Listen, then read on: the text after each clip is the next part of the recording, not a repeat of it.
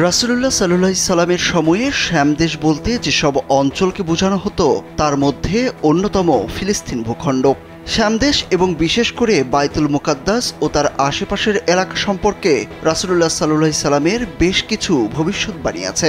রাসূলুল্লাহ সাল্লাল্লাহু আলাইহি সাল্লাম বলেন, আমার উম্মতের মধ্যে একদল বিশেষ শ্রেণীর লোক থাকবে যারা সত্যের পথে লড়াই করতে থাকবে, তাদের সঙ্গে আল্লাহর সাহায্য থাকবে। আবু উমামা রাদিয়াল্লাহু তাআলা আনহু থেকে বর্ণিত, রাসূলুল্লাহ সাল্লাল্লাহু আলাইহি সাল্লাম বলেন, আমার উম্মতের একটি দল সত্যের উপর বিজয়ী থাকবে, শত্রুর মনে পরাক্রমশালী থাকবে। দুর্ভিক্ষ ছাড়া কোনো বিরোধী পক্ষ তাদের কিছুই করতে পারবে না। আল্লাহর আদেশ তথা কিয়ামত পর্যন্ত তারা এমনই থাকবে।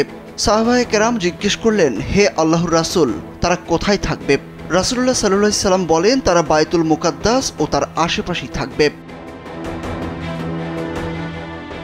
নাকবা শব্দটি ফিলিস্তিনি এবং এর জনসাধারণের স্মৃতিতে দুটি খুব খারাপ স্মৃতি স্মরণ করিয়ে দেয়। প্রথমত 1948 সালে ইসরায়েল গঠন এবং দ্বিতীয়ত সেই সময় তাদের জন্মভূমি থেকে 8 লাখেরও বেশি ফিলিস্তিনিদের বহিষ্কার। নাকবা দিবসটি কেবল সেই বছর ফিলিস্তিনিদের ভূখণ্ডে যে বিপর্যয় ঘটেছিল তারই প্রতীক নয়, বরং গত কয়েক দশক ধরে এই জাতির উপর চাপিয়ে দেয়া কষ্ট ও সমস্যারও প্রতিনিধিত্ব করে। ওই সময় 6টিরও বেশি শহর ও গ্রাম ধ্বংস করা হয়। এসব অপরাধের উদ্দেশ্য হল ফিলিস্তিনিদের জোরপূর্বক তাদের মাতৃভূমি থেকে উচ্ছেদ করা। কিন্তু ইসরায়েলের এই পরিকল্পনার উল্টো রেজাল্ট হচ্ছে। বিভিন্ন সংস্থার পরিসংখ্যান অনুযায়ী ইসরায়েলের এই চেষ্টা ব্যর্থতায় রূপ নিয়েছে। ইতিমধ্যেই ফিলিস্তিনের কেন্দ্রীয় পরিসংখ্যান ব্যুরো জানিয়েছে, ফিলিস্তিন এবং এর বাইরে ফিলিস্তিনিদের সংখ্যা 1948 সালের নাকবার পর থেকে প্রায় 10 গুণ বেড়েছে। 1967 সালের জুনে যুদ্ধের পর প্রায় 1 মিলিয়ন ফিলিস্তিনি এবং 2 লাখ ফিলিস্তিনিদের বাস্তুচ্যুত হওয়া সত্ত্বেও 2023 সালের শেষে বিশ্বে ফিলিস্তিনিদের মোট সংখ্যা 14.63 মিলিয়ন বা 1,40,00,000 পৌঁছেছে। এই পরিসংখ্যান অনুযায়ী 5.55 মিলিয়ন মানুষ ফিলিস্তিনের অভ্যন্তরে বাস করে এবং প্রায় 1.75 মিলিয়ন ফিলিস্তিনি 1948 সালে অধিকৃত অঞ্চলগুলোতে বাস করে। এছাড়া আরব দেশে বসবাসকারী ফিলিস্তিনিদের সংখ্যা 6.56 মিলিয়ন এবং প্রায় 8 লাখ ফিলিস্তিনি বিদেশে অন্যান্য দেশে বসবাস করে।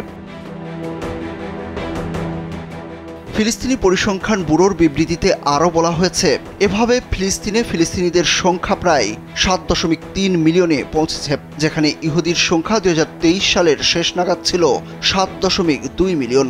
অর্থাৎ ফিলিস্তিনে ইহুদিদের চেয়ে ফিলিস্তিনিদের সংখ্যা বেশি। এই বিবৃতিতে ইসরায়েলের সঙ্গে 76 বছরের সংঘাতে নিহত ফিলিস্তিনিদের সংখ্যা সম্পর্কেও বলা হয়েছে। ফিলিস্তিনিদের অধিকার রক্ষায় 1948 সালের নাকবা থেকে এখন পর্যন্ত 1,34,000-এর বেশি ফিলিস্তিনি নিহত হয়েছেন।